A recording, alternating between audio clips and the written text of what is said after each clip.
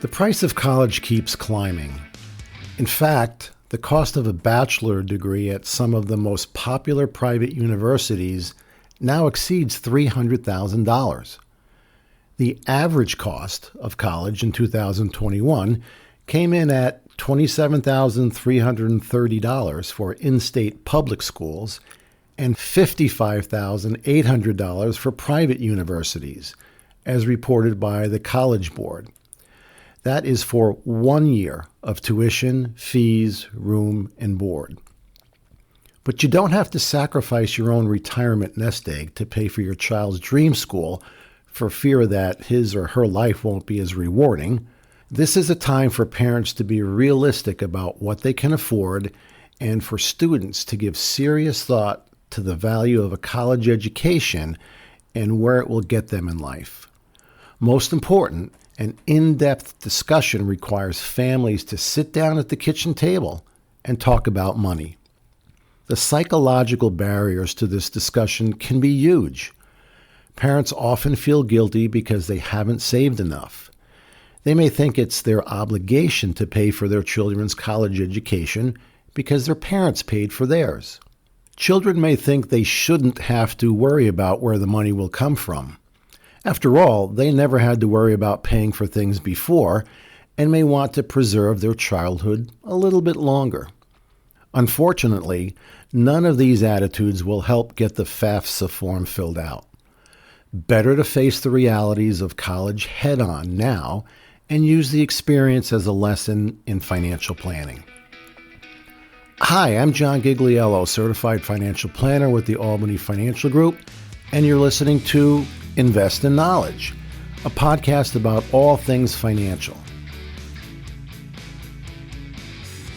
After a life-altering health issue at age 39, my calling in life became clear: to share my knowledge of personal finance with people who are looking to make smart and responsible choices with their money.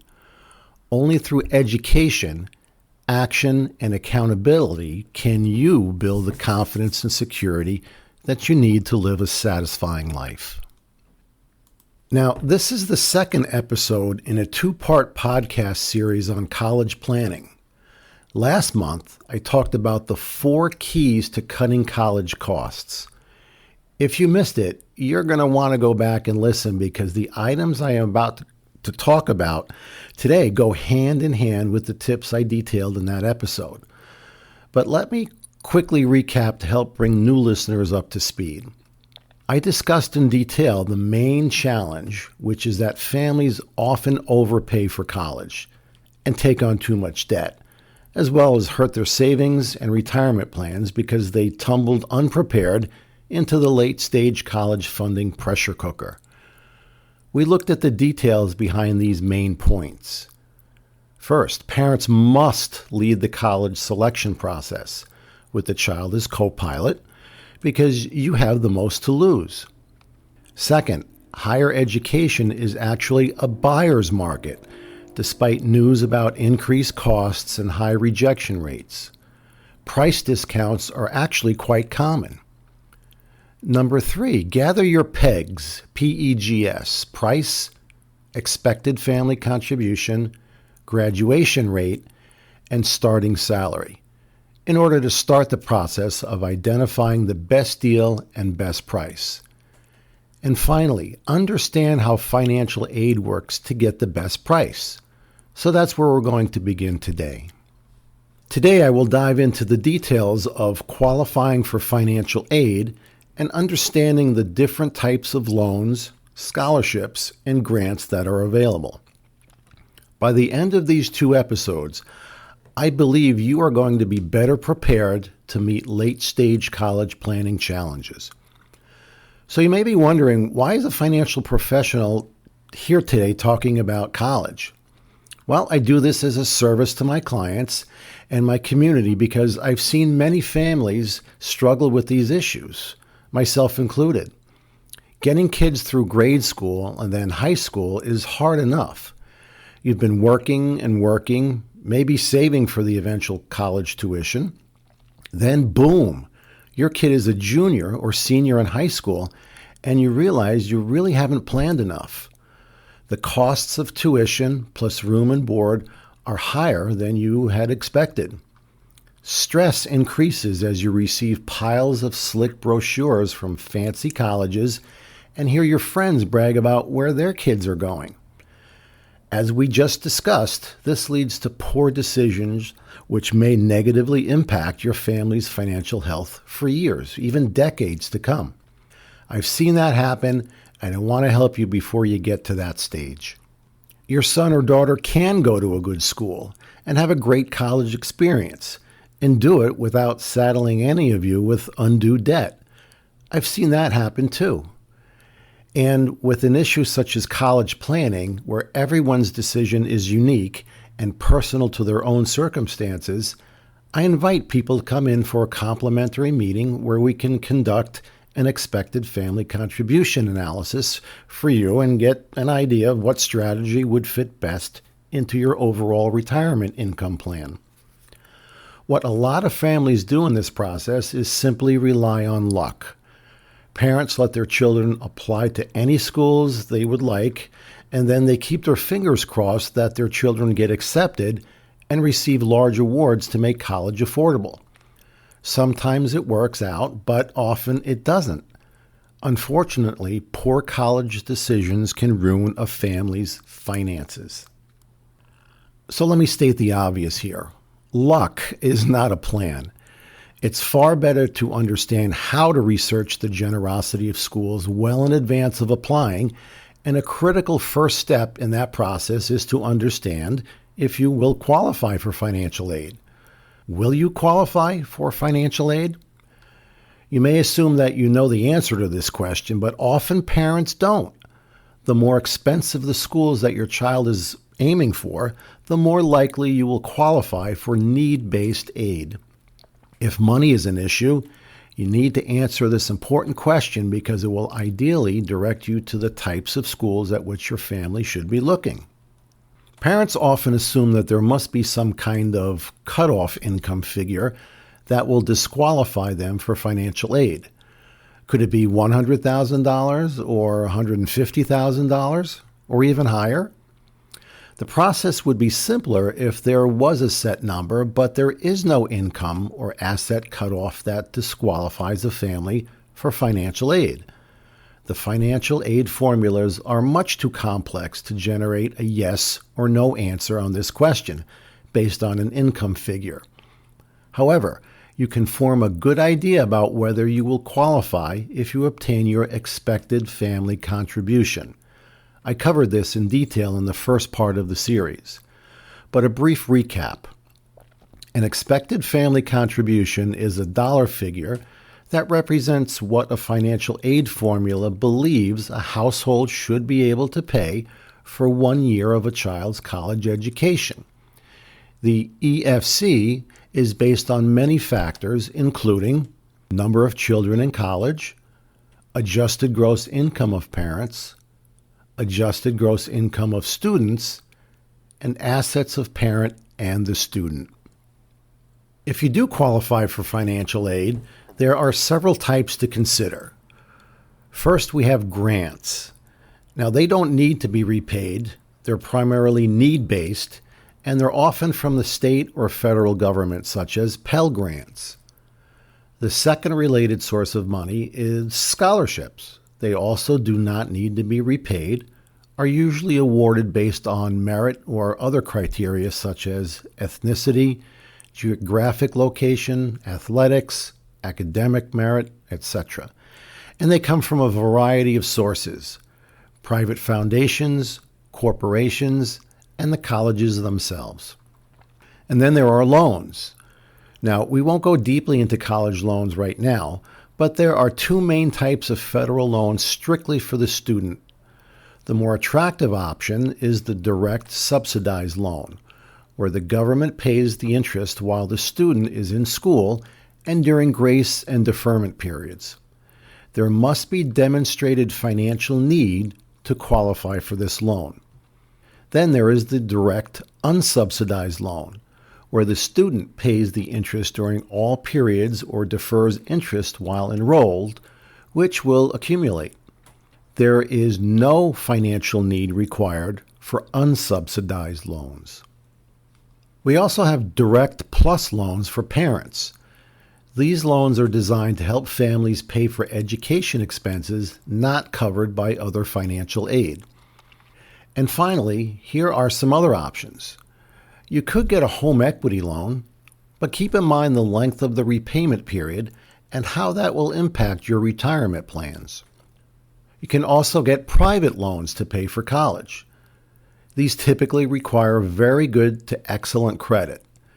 There are a range of institutions that underwrite these types of loans. About 2/3 of students pay for college with the help of scholarships and grants. The two biggest sources of that type of assistance are the federal government and institutions themselves. Federal help for parents and students includes grants and work-study jobs, loans for students and parents, and tax credits such as the American Opportunity Tax Credit and the Lifetime Learning Tax Credit. Most are income-based. Families who are shut out of federal grants can qualify for federal college loans since there are no income limits there. The vast majority of federal money is awarded through the Pell Grant program, and the maximum Pell Grant award is currently at $6,895. The larger the family income and the smaller the size of the household, the lower the potential Pell award. According to the federal statistics, 92% of Pell Grant recipients have household-adjusted gross incomes of under $60,000. So that's the federal government. Let's talk about the states. All states have aid programs, but they vary in what they offer. Many state grants go to students who require financial assistance. Some states, however, dispense most or all of their aid based on factors such as grade point averages and standardized test scores. Most of the states that award much of their aid by merit are located in the South, and these programs often benefit affluent students. You can find links to the aid programs that are available in each of the 50 states by visiting the website of the National Association of Student Financial Aid Administrators. Unless money is no object, it makes sense for a student to include one or more in-state public universities on her college list. In-state schools, however, won't always be the least expensive option, even though that is a widely held belief.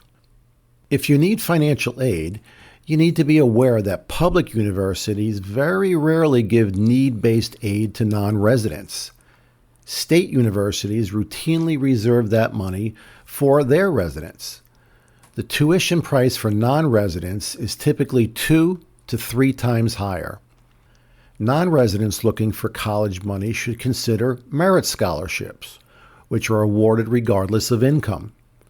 The percentage of college money devoted to merit scholarships has grown dramatically, in part because public universities use merit scholarships to attract non-residents, who will still typically pay more than in-state students, which helps the institution's financial bottom lines. Now, state schools often have too many applicants to look at a student holistically. A school could have tens of thousands of applicants. Consequently, state universities must rely heavily on GPA and SAT/ACT scores to make admission decisions and dispense merit awards. This makes it easier to get a good sense of what kind of merit scholarship a student might qualify for at a public university. Use Google to find scholarships that an individual school offers. Scholarships can be easier to get and larger at state universities that are less popular. For instance, what it takes to win a merit scholarship at the University of Colorado, a very popular destination, is more difficult academically than what it takes to win an award at the University of New Mexico or University of Maine. Institutions that are most likely to meet their admissions goals are public research universities like UCLA, UC Berkeley, Virginia, Michigan, and elite private research universities like the Ivies. These schools don't have to worry about attracting applicants with scholarships. State universities can share their merit awards with families through various scholarships. The University of Utah, for example, offers 15 different scholarships, including a President's Scholarship, Utah Flagship Scholarship, Utah Academic Scholarship, a Trustee's Scholarship, and so on. Individual academic departments offer their own scholarships as well. For families who won't qualify for needs-based financial aid, private colleges and universities routinely award merit scholarships. Schools also widely practice what's called preferential packaging. The best awards go to the applicants that an institution wants the most. A student is more likely to obtain a good package if they are in the top 25% of the accepted students at that institution. What families also need to understand is that the more a college costs, the more likely a family would qualify for needs-based aid. At some schools, accepted students could end up with both need-based aid and a merit scholarship. If you won't qualify for need-based aid and money is tight, the worst places to apply to college from a financial standpoint are the most highly ranked universities. Look at the top of the U.S. News rankings, and you will see what kind of schools this includes, which are the Ivies, Stanford, MIT, Caltech, Northwestern, and etc. Schools like these are deluged with high-income candidates, so they do not have to offer merit scholarships, or only a token amount, to attract any great candidates who are willing to pay the full price. While there are nearly 2,800 four-year colleges and universities in the United States, there are less than 6 dozen that claim that they meet 100% of the demonstrated financial need of all or most of their freshmen. The schools that offer the most generous need-based aid are among the most highly ranked by U.S. News and World Report. These schools tend to have large endowments, and they also attract a lot of students who pay full price so they can afford to offer generous packages to those who need help. Students requiring financial assistance have essentially won an education lottery. Of course, these schools are among the hardest to get into. One way to get a quick look at whether a school will provide good needs-based aid or merit awards is to head to the College Board's website. Type in the name of a school on the homepage and then click on the school's paying link. You'll be brought to a page with the school's cost of attendance. Then click on the financial aid by the numbers link. That's where you're going to see some interesting statistics. I'm going to illustrate a school's financial aid by the numbers section using Yale University. Now, Yale meets 100% of financial need, and it meets the full need of 100% of undergraduates. This is excellent. In fact, this is as good as it gets for someone who needs help with college costs. Yale's average need-based award is $61,067, which is high. But Yale does not give merit scholarships. That means a wealthy family with a high EFC will pay full price for Yale. NYU is a school that typically provides poor financial aid and small merit awards. On average, this popular school only meets 71% of need, which is poor. The average need-based award is $37,080, which is small considering the school's cost of attendance is over $78,000 a year. Just 12% of students get their full financial need met. The average merit award is $3,379, which is again pretty small considering NYU's price tag. In another example, Juniata College in Pennsylvania, like many private colleges, has to provide better merit awards to attract students to a school that doesn't enjoy a national reputation. Its average merit scholarship is $29,360. Athletic scholarships are the last main source of college money. Whether your child will qualify for scholarship money will depend on many factors. The reality is that athletic scholarships are not nearly as plentiful or as lucrative as many families assume. About 2% of high school seniors win sports scholarships every year at NCAA institutions. Athletic scholarships are typically not as generous as regular financial aid or merit scholarships that student athletes can earn. An excellent online resource to check out athletic scholarship statistics is scholarshipstats.com. You can look at national scholarship figures as well as those for sports at individual schools. Now, let's look at private scholarships. Private scholarships are outside awards offered by foundations, charities, companies, and civic groups. Parents often do not realize that private scholarships represent the smallest source of college money. The competition for nationally known private scholarships is fierce. In a recent year, for instance, the Coca-Cola Scholars received 112,000 applicants for only 250 awards. This makes Coca-Cola Scholars about 25 times as selective as Stanford. Your children will face better odds if they focus on capturing local scholarships. These are the scholarships that turn up via high school counselors, libraries, parent workplaces, or in local papers. They aren't as easy to find, so not as many students will be applying. In fact, scholarship sites like FastWeb, scholarships.com, and the College Board's search engine usually do not have these local contests in their databases. Students may also have better luck looking at scholarships that require essays, since plenty of teenagers don't want to hassle with this requirement.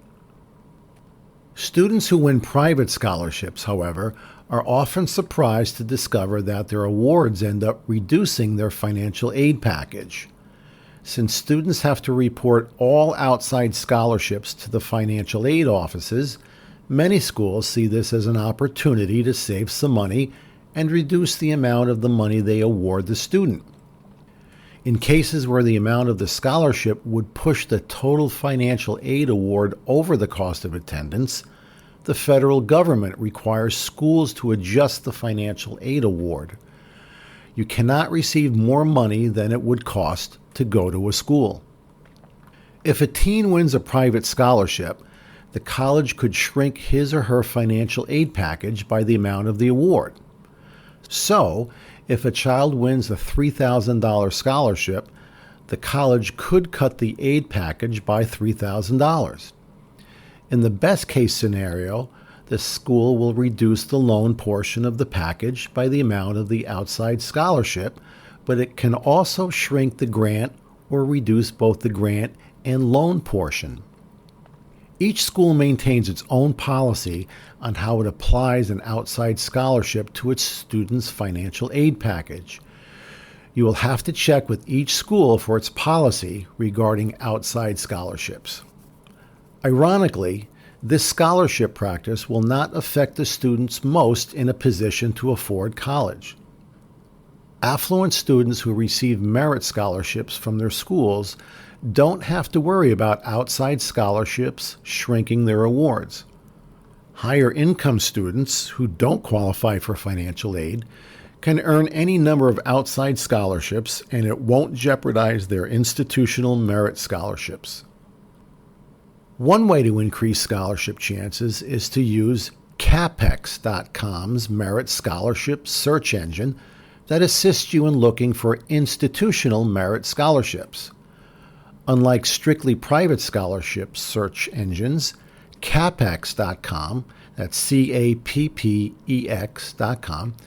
provides hits to talent and merit scholarships that individual schools will offer. Schools will routinely provide any merit scholarships to their accepted students automatically. All students have to do is fill out the admissions applications to qualify. CAPEX does not include these scholarships, but the site will also alert you to institutional awards that can require a separate application to win. Schools award these scholarships for such talents as leadership, volunteerism, artistic and music ability, entrepreneurship, writing, and much more. Some schools also award separate scholarships for particular majors such as philosophy, physics, or nursing. Parents may want to contact the financial aid departments at individual schools to increase the chances of receiving a favorable financial aid package. As a general rule, keep these tips in mind. 1. Don't discount expensive schools. Some families automatically cross high tuition schools off their list. But interestingly, these colleges may actually be more affordable because they are often well endowed and can meet more of the need. 2. Reconsider early decision. Some schools allow students to get a jump on the application process if they will commit to attending if admitted.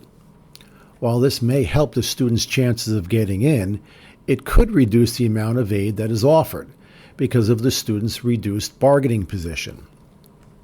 Next, ask for a review. To try to receive a better aid package, ask that it be reviewed. Avoid using the words bargain or negotiate, however. Financial aid officers do not like being put in that position, and they especially hate having offers from competing colleges waved in their faces. Counselors advise thanking the school for its generosity and then expressing doubt at being able to meet the family's expected contribution as a way to ask for more aid. And lastly, if outside scholarships come in, ask that loans be reduced first.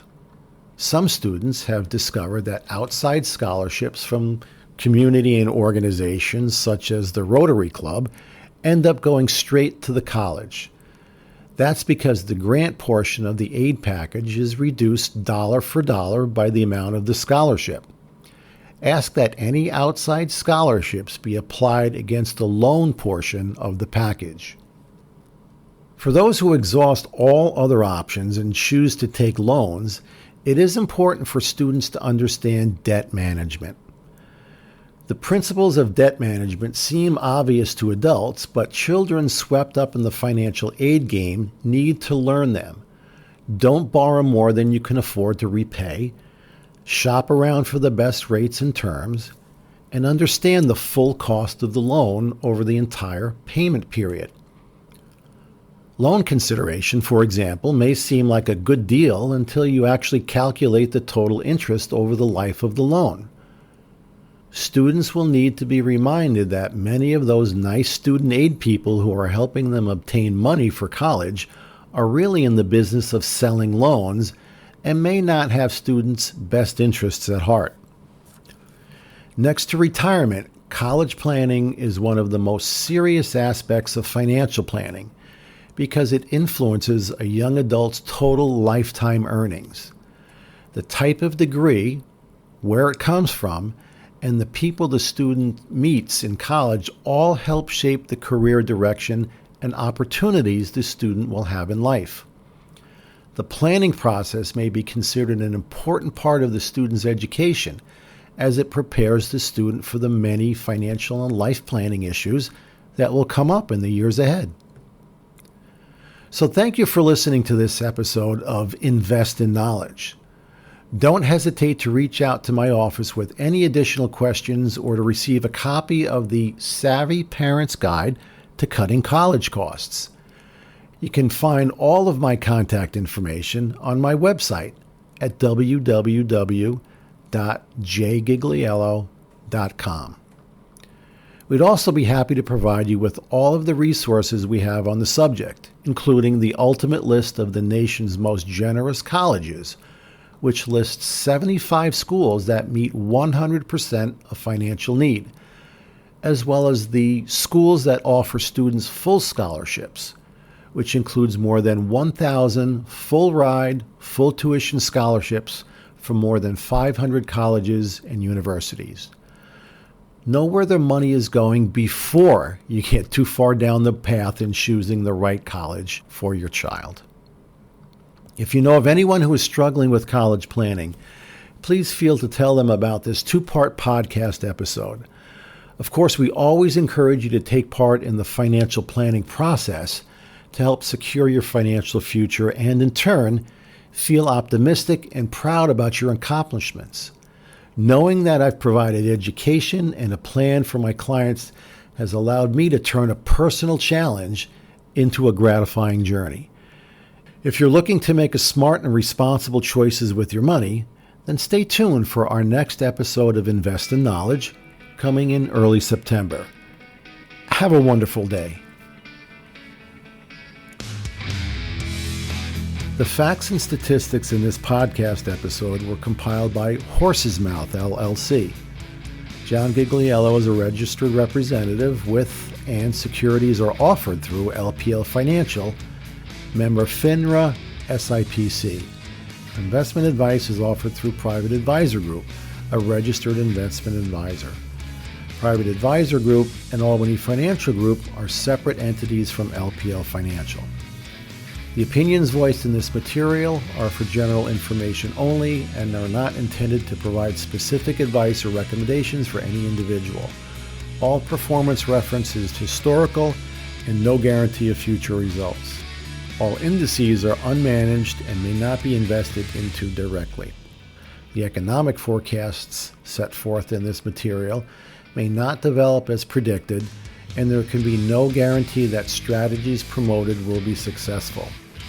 This is a hypothetical example and is not representative of any specific situation. Your results will vary. The hypothetical rates of return used do not reflect the deduction of fees and charges inherent to investing. Individual tax and legal matters should be discussed with your tax or legal professional.